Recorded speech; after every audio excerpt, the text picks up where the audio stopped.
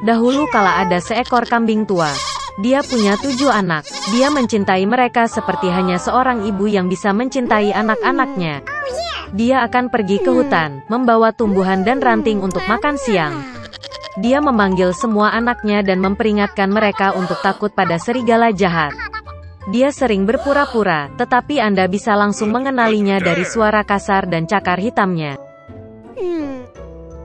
Anak-anak memahami segalanya dan meyakinkan ibu mereka bahwa mereka akan sangat berhati-hati.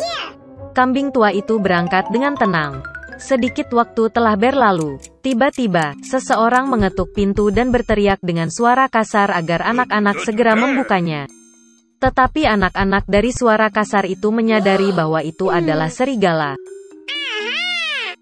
Mereka menjawab bahwa itu bukan suara ibu, suaranya lembut dan kurus, dan suara ini sangat kasar, artinya itu adalah serigala. Kemudian serigala pergi ke pedagang dan membeli kapur besar. Dia memakannya, dan suaranya menjadi tipis. Dia kembali, mengetuk pintu dan dengan suara pelan meminta anak-anak untuk membukanya. Serigala meletakkan cakarnya di jendela dan menunggu. Dan anak-anak melihatnya, dan menjawab bahwa kaki ibu itu bukan hitam, tapi putih, yang artinya itu adalah serigala. Kemudian serigala itu lari ke toko roti dan meminta untuk memberinya sedikit adonan. Serigala mengurapi cakarnya dengan adonan. Penjahat itu datang ke pintu untuk ketiga kalinya, meletakkan kaki putihnya di jendela dan mengetuk. Mereka melihat anak-anak bahwa kakinya putih, dan mengira itu adalah ibu mereka. Mereka membuka pintu, tapi ada serigala di depan mereka. Mereka ketakutan dan mulai berpencar ke segala arah. Seorang anak melompat ke bawah meja, yang lain di tempat tidur, yang ketiga di atas kompor, yang keempat ke dapur, yang kelima ke lemari, yang keenam di bawah wastafel, dan yang ketujuh bersembunyi di jam kakek. Tapi serigala menemukan semuanya, membuka rahangnya dan menelan satu persatu. Hanya satu hal yang tidak dia temukan, yang termuda, yang bersembunyi di dalam jam. Setelah makan sampai kenyang, serigala pergi. Dia berbaring di padang rumput hijau di bawah pohon dan tertidur. Segera seekor kambing tua pulang dari hutan. Oh, apa yang dia lihat di sana? Titik-titik. Pintunya terbuka lebar. Meja, kursi, bangku terbalik, wastafel rusak, bantal dan selimut terlempar dari tempat tidur. Dia mulai mencari anak-anaknya, tetapi tidak dapat menemukan mereka dimanapun. Saya memanggil mereka dengan nama, tetapi tidak ada yang menjawab. Dia pergi ke jam, dan sebagai tanggapan ada suara kecil dari anak bungsu.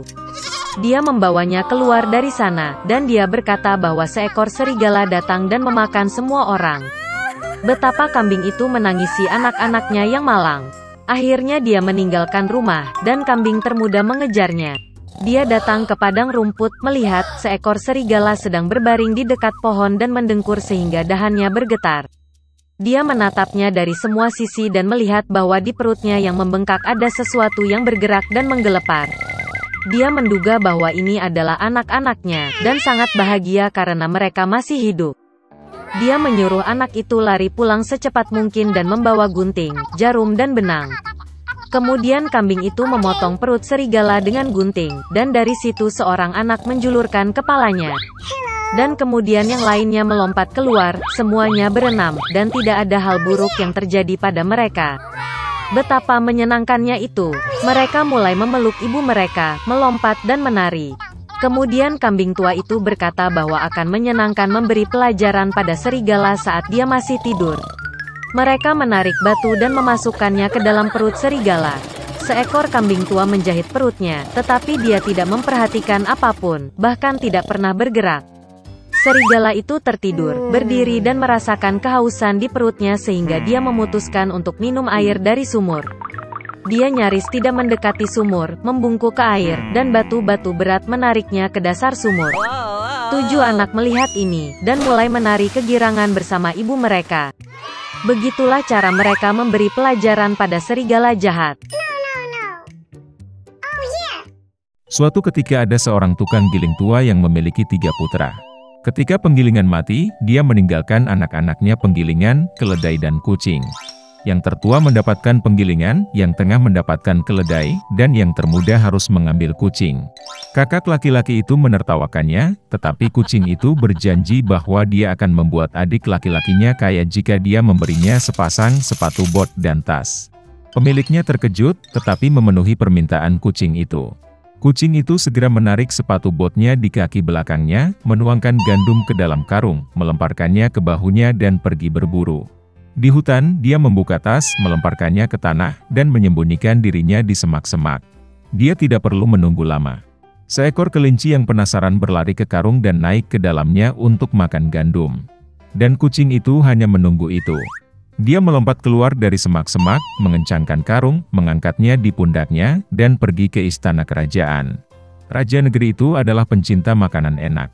Kucing itu membungkuk dalam-dalam padanya, menyerahkan kelinci itu dan berkata bahwa itu adalah hadiah dari tuannya, Marquis de Carabas. Raja sangat terkejut dengan kejutan ini.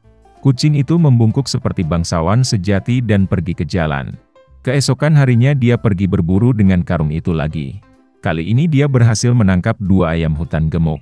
Raja sangat senang melihat hadiah menyenangkan lainnya. Selama beberapa minggu berturut-turut, kucing itu terus memakai ayam hutan dan kelinci untuk raja. Tapi dia tidak mengatakan apapun tentang ini kepada pemiliknya yang lapar dan kurus kering. Begitu kucing melihat seorang putri di istana, dia sangat cantik. Kucing itu menyadari bahwa dia akan menjadi istri yang luar biasa bagi tuannya. Maka raja akhirnya ingin bertemu dengan Marquis. Kucing itu menjawab bahwa mereka bisa menemukannya besok untuk berjalan-jalan di tempat pabrik berada. Dan dia sendiri berlari dengan kecepatan penuh ke penggilingan. Melihat pemiliknya, kucing itu berkata bahwa besok dia harus berenang di sungai, dan kemudian hidupnya akan berubah. Keesokan paginya, begitu dia masuk ke dalam air, kucing itu mengambil pakaiannya dan menyembunyikannya di semak-semak. Pada saat itu kereta kerajaan muncul di jalan. Kucing itu melompat ke jalan dan berteriak sekuat tenaga, "Selamatkan aku! Tolong! Marquis de Carabas sedang tenggelam." Mendengar ini, raja memerintahkan untuk menarik Marquis keluar dari air. Putra tukang giling menjadi sangat ketakutan ketika 2 penjaga mulai menyeretnya keluar dari sungai, tempat dia berjemur di air hangat. Raja memerintahkan untuk membawakannya pakaian sutranya. Putra tukang giling awalnya menolak, tetapi dia sangat menyukai pakaian bersulam emas sehingga dia dengan senang hati mengenakan pakaian kerajaan. Raja mengundangnya ke kereta, tempat sang putri cantik sedang duduk. Putra tukang giling itu tercengang, tetapi tanpa basa-basi naik ke kereta. Semenit kemudian, kereta itu meluncur melalui ladang dan padang rumput milik pemakan manusia raksasa yang tinggal di sebuah kastil besar. Kucing itu tidak membuang waktu, dan roh apa yang berlari di depan kereta menuju padang rumput, tempat penuai bekerja dengan keringat di alis mereka. Dia meminta mereka untuk mengatakan bahwa ladang ini milik Marquis de Carabas, jika tidak, kanibal jahat akan memakannya. Sebelum penuai yang tercengang bisa menjawab, kereta raja berhenti. Dan ketika raja bertanya padang rumput siapa mereka, mereka menjawab dengan ramah bahwa ladang ini milik Marquis de Carabas. Sementara itu, kucing itu langsung menuju kastil pemakan manusia itu. Dengan ketangkasan kucing, dia melompati dinding batu dan berjalan ke kastil. Kanibal itu sedang duduk di meja besar yang syarat dengan berbagai hidangan. Melihat kucing di sepatu bot, dia sangat terkejut dengan kelancangan seperti itu. Kucing itu mulai menggoda raksasa itu, dan berkata bahwa dia tidak bisa berubah menjadi singa. Sebelum kucing itu sempat mengucapkan kata-kata ini, kanibal berubah menjadi singa besar dengan surai berbulu lebat. Jiwa kucing itu pergi ke sepatu botnya karena ketakutan, tetapi dia mengatasinya dan mengatakan bahwa kanibal tidak akan pernah bisa berubah menjadi tikus. Singa yang mengerikan itu menghilang, dan seekor tikus kecil muncul di tempatnya.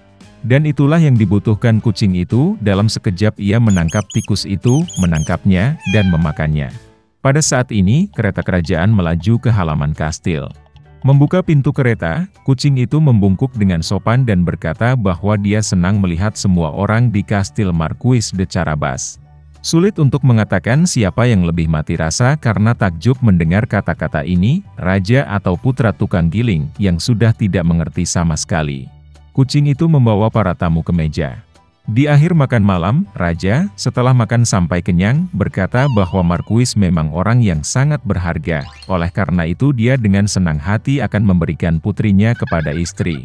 Sang putri bahagia, muda, tampan, dan selain itu, dia sangat menyukai Marquis yang kaya. Segera mereka memainkan pernikahan.